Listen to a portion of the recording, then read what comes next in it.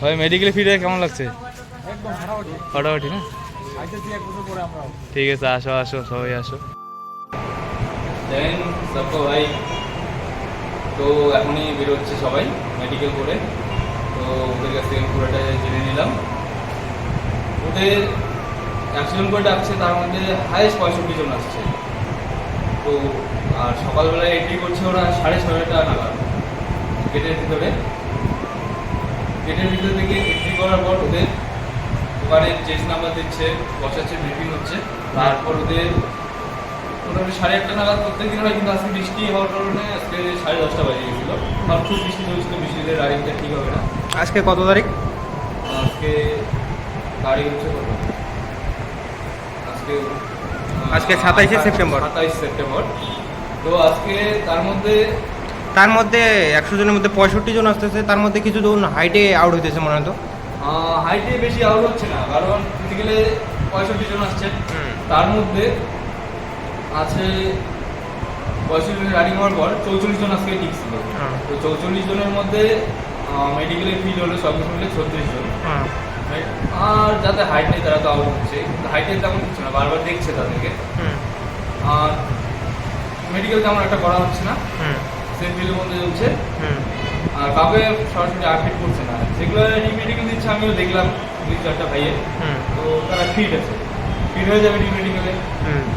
আর কান সবসময় একটা জিনিস, কান মানে সব কিছু যা তোমার প্রাইভেট পার্ট আছে, কান আছে, নাক আছে, সব কিছু সাফসাফাই করে আসবে।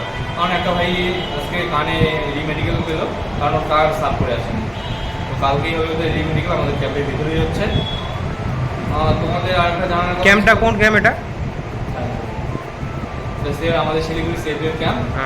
ঠিক আছে, তো তোমরা আসো, আমরা আসি তোমাদের।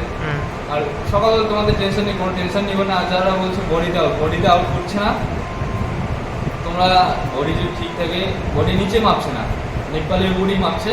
ঠিক আছে, তোমরা ভয় পাওয়ার কোনো কারণ নেই, কারণ 36 জন ফিট হয়েছে আর সবাই বাকি ওরা রিমেডিকেল।